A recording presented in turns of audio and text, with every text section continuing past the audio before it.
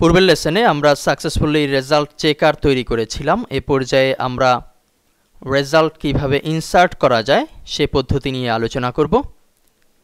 আমরা ইতিমধ্যেই জেনে থাকব যারা ভিজিটর তারা রেজাল্ট দেখবে যে সিস্টেমটি পূর্বের লেসনে তৈরি করা হয়েছে, কিন্তু একজন অ্যাডমিন হিসেবে যখন আমি রেজাল্ট পাবলিশ করব তখন অবশ্যই ডাটাবেজে আমাদেরকে রেজাল্ট ইনসার্ট করতে হবে। প্রথমে ইনসার্টকৃত রেজাল্ট ভিজিটররা খুঁজে বের করবে। রেজাল্ট ইনসার্টের জন্য আমরা দুটি পদ্ধতি ব্যবহার করতে পারি। একটি হচ্ছে সরাসরি সার্ভারে ইনসার্ট করব। এটি যদি আমি অ্যাডমিন হিসেবে নিজে করতে চাই করতে পারি, কিন্তু যদি এমন হয় যে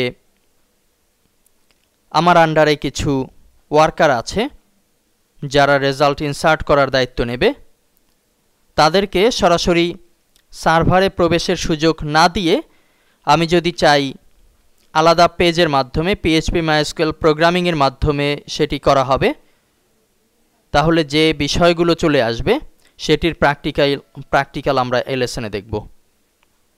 শুরুতেই আমরা সহজ একটি সিস্টেম দেখব যেটি পূর্বেও দেখেছি মাইএসকিউএলে।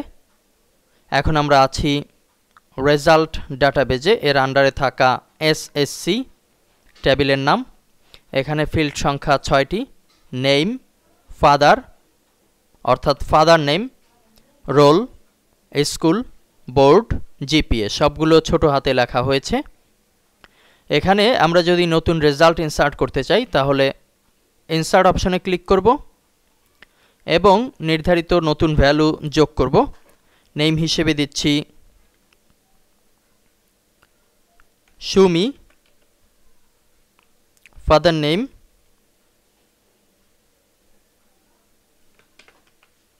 জাবের আহমেদ, রোল হচ্ছে 62, 25, 87, স্কুল যেহেতু আমরা দুটি বোর্ডের রেজাল্ট এখানে পাবলিশ করছি সে কারণে ঢাকার একটি স্কুলের নাম দিতে পারি, সাপোজ ভিকারুন্নেসা।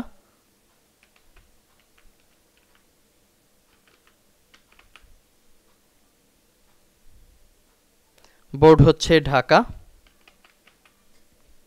জিপিএ 5। এখানে সাময়িকভাবে একটি রেজাল্ট আপলোড করব। গো বাটনে ক্লিক করছি, আমাদের রেজাল্ট আপডেট হয়েছে। আমরা যদি ব্রাউজ বাটনে ক্লিক করি তাহলে দেখতে পাবো সবশেষে সুমি এর রেজাল্ট চলে এসছে। এটি হচ্ছে যখন আমি অ্যাডমিন হিসেবে নিজে আপডেট করব তখন করতে পারি, কিন্তু যখন কাউকে দায়িত্ব দেব তখন সরাসরি ডাটাবেজে প্রবেশ না করিয়ে তাকে আমরা আলাদা পেজের মাধ্যমে কাজ করিয়ে নেব। এক্ষেত্রে আমাদেরকে ফর্ম তৈরি করতে হবে। যেমন এখানে একটি ফর্ম তৈরি করে নিয়েছি রেজাল্ট আপলোড ডট পিএইচপি নামে। এই ফর্মে আমরা 6টি ফিল্ড অন্তর্ভুক্ত করেছি, student name, father name, roll, school, board এবং জিপিএ। প্রত্যেকের নিজস্ব নাম ব্যবহার করা হয়েছে। নিচের দিকে যদি আমরা লক্ষ্য করি তাহলে দেখতে পাচ্ছি।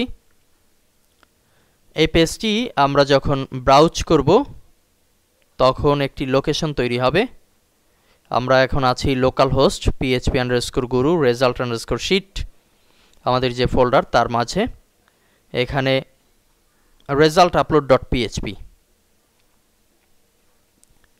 এই পেজটি শুধুমাত্র ওয়ার্কারদের জন্য উন্মুক্ত থাকবে, অন্য কেউ যেন এই পেজের লোকেশন না জানে সে কারণে যথাসম্ভব রেস্ট্রিক্ট করতে হবে। প্রয়োজনে ফাইলের নাম ব্যতিক্রম করে দিতে হবে। এখানে আমরা দেখতে পাচ্ছি student name, father's name, roll, school, board, GPA 6টি বিষয় আছে যেগুলো একটি রেজাল্ট আপডেট করতে গেলে প্রয়োজন হবে।